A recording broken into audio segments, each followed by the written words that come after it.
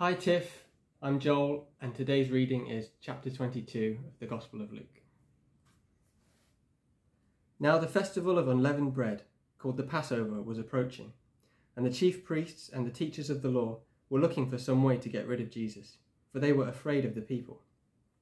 Then Satan entered Judas, called Iscariot, one of the 12. And Judas went to the chief priests and the officers of the temple guard, and discussed with them how he might betray Jesus. They were delighted and agreed to give him money. He consented and watched for an opportunity to hand Jesus over to them when no crowd was present. Then came the day of unleavened bread, on which the Passover lamb had to be sacrificed. Jesus sent Peter and John, saying, "Go and make preparations for us to eat the Passover." "Where do you want us to prepare for it?" they asked. He replied, "As you enter the city, a man carrying a jar of water will meet you. Follow him to the house that he enters, and say to the owner of the house, 'The teacher asks, where is the guest room where I may eat the Passover with my disciples?' He will show you a large room upstairs, all furnished. Make preparations there." They left and found things just as Jesus had told them, so they prepared the Passover.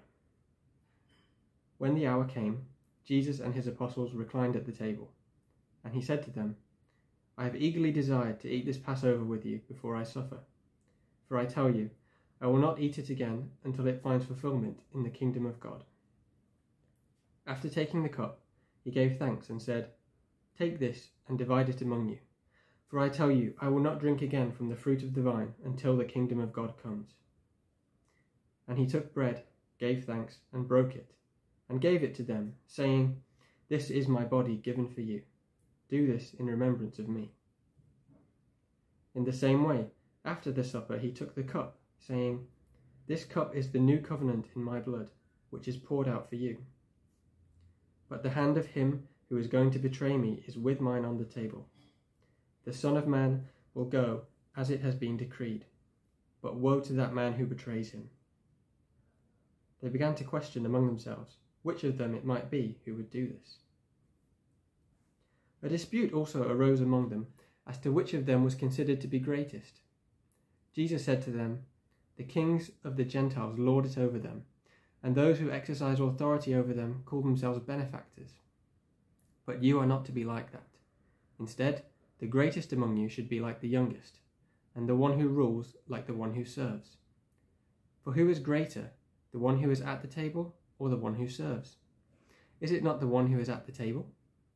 But I am among you as one who serves.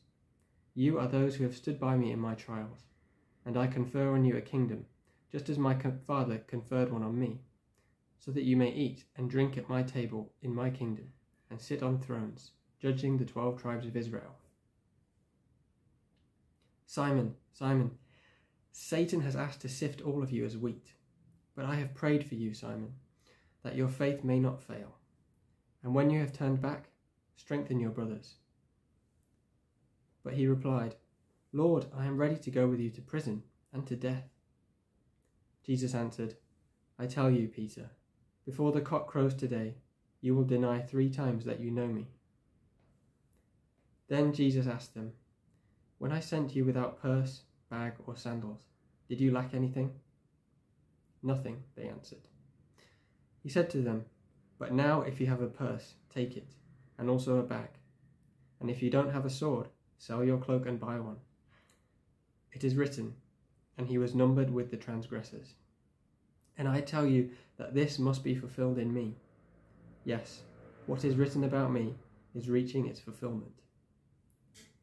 The disciples said, "See, Lord, here are 2 swords." "That's enough," he replied. Jesus went out as usual to the Mount of Olives, and his disciples followed him. On reaching the place, he said to them, "Pray that you will not fall into temptation." He withdrew about a stone's throw beyond them, knelt down and prayed, "Father, if you are willing, take this cup from me. Yet not my will, but yours be done." An angel from heaven appeared to him and strengthened him. And being in anguish, he prayed more earnestly, and his sweat was like drops of blood falling to the ground. When he rose from prayer and went back to the disciples, he found them asleep, exhausted from sorrow. "Why are you sleeping?" he asked them. "Get up and pray so that you will not fall into temptation."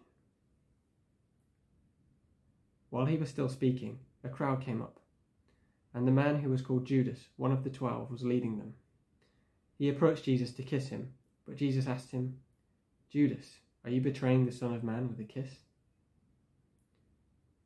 When Jesus' followers saw what was going to happen, they said, "Lord, should we strike with our swords?" And one of them struck the servant of the high priest, cutting off his right ear. But Jesus answered, "No more of this." And he touched the man's ear and healed him. Then Jesus said to the chief priests, the officers of the temple guard, and the elders who had come to him, "Am I leading a rebellion that you have come with swords and clubs? Every day I was with you in the temple courts, and you did not lay a hand on me. But this is your hour, when darkness reigns."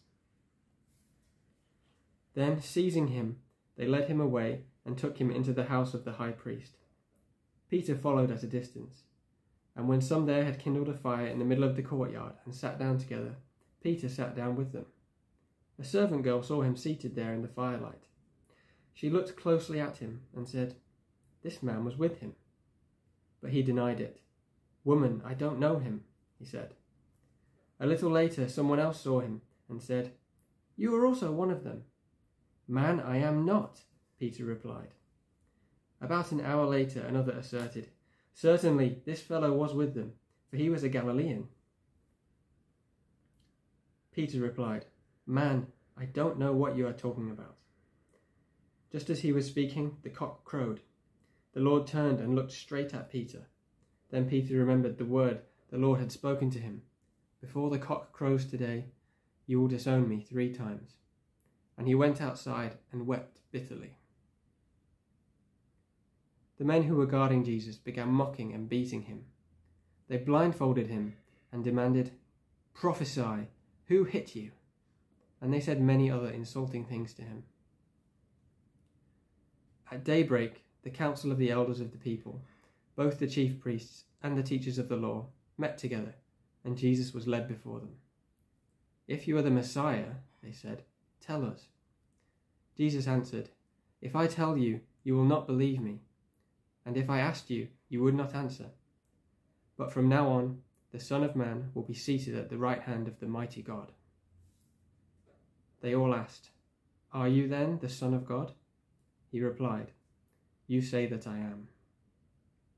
Then they said, "Why do we need any more testimony? We have heard it from his own lips." Thanks for joining us today.